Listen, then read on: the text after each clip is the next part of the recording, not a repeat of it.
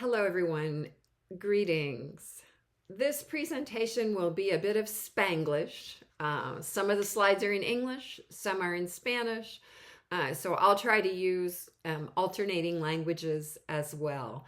I'm sorry that we were not able to meet for a Zoom session, but with the hurricane disrupting so many lives, I didn't want anyone to feel like they were missing something. So we'll do this as a video presentation. So what I want to do is to give you another look at detailed observation of a passage. You've already moved into that phase and you've had some feedback on it. So we're going to practice a little bit with a passage that you have not observed in this way. So the very first thing, after looking at the context of the passage, where is it situated, what's right before it, what's right after it, then you want to look at its structure. Quieren ver la estructura del pasaje. ¿Cuál es el bosquejo del pasaje? En esta ocasión estamos trabajando con Marcos capítulo 6, los versículos del 45 al 56. So here is an outline, a simple outline of the movement of the passage. There's a transition or introduction to the episode. There is the episode with Jesus and the disciples out on the sea. And then there's an episode with Jesus and the multitude on the shore. So these are the three basic elements of the passage. If you look carefully at the major section, Jesus and the disciples on the sea, we'll notice some other things about how that is structured. So for example, looking back at that outline, what are some of the structural observations we might make? Well, the passage begins with the words immediately and to the other side. So Mark is connecting us in temporal ways and in geographical ways to the previous episode. Entonces, el contexto literario es muy importante. Ese inmediatamente y al otro lado hacen conexiones temporales y geográficas con lo sucedido antes. Entonces, tenemos que prestar atención al contexto literario. And so we might ask, what are the narrative and theological connections that Mark is drawing? ¿Cuáles son las conexiones narrativas y teológicas que Marcos está trazando entre el episodio anterior y este episodio nuevo que está por comenzar? Otra observación estructural de la oración de Jesús en el monte es el paralelismo que lo rodea. Observemos. En el versículo 45a, Jesús se despide de los discípulos. En la segunda parte, se despide de la multitud y después va al monte a orar. Después de esa oración, Jesús vuelve a encontrarse con los discípulos y Jesús vuelve a encontrarse con la multitud. Este paralelismo discípulos, multitud, con el otro elemento en el centro, parece hacer recaer el énfasis en el elemento central, que no tiene paralelo. So this kind of structural parallelism, this alternating between disciples crowd, with this unparalleled element in the center, seems to put the emphasis on that central element.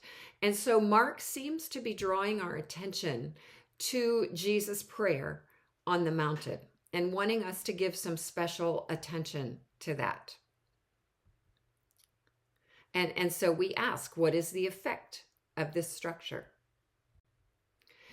There's another parallelism, or we might call it alternation, paralelismo o alternación, evidente en los versículos del 47 al 52.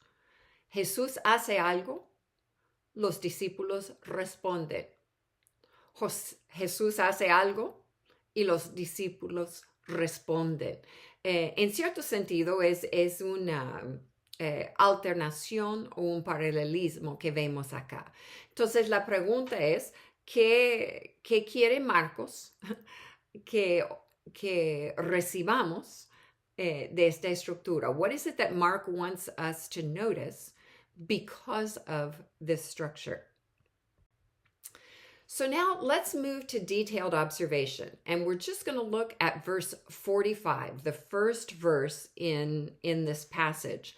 So if you've not already read verse 45, I encourage you to stop right now and do that. And I want to show you how to go deeply into the details, not skipping things and not interpreting, just noticing what's there and asking questions. In this presentation, I'm not going to deal with the possibilities. I want us to just concentrate on seeing, describing, and asking questions. So the very first detail I notice is the word immediately. There is a direct time connection with the end of the feeding miracle in the previous section. So I notice this temporal connection, and I ask, what might be the narrative and theological connections that Mark is drawing here? Then the second detail that I notice is this. He, that is Jesus, made the disciples get into the boat. And I notice that Jesus is in charge. He is directing their itinerary. And this getting into the boat is the first action of the disciples after picking up the leftovers. So that's the last thing we saw them doing, was picking up the baskets of leftovers and now getting into the boat. So some questions that arise. What did they do with the leftovers? ¿Qué pasó con esas sobras? And what would the disciples have been thinking and feeling in this interim between picking up the leftovers and getting in the boat?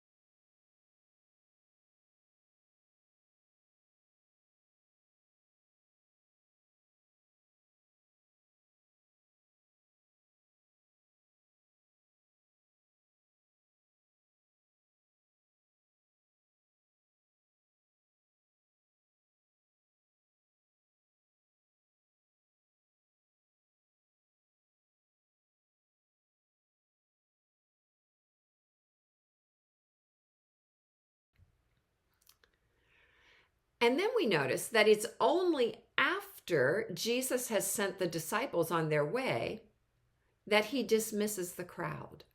So he sends the disciples on ahead, but he stays behind and he says goodbye to the crowd. And some questions come up.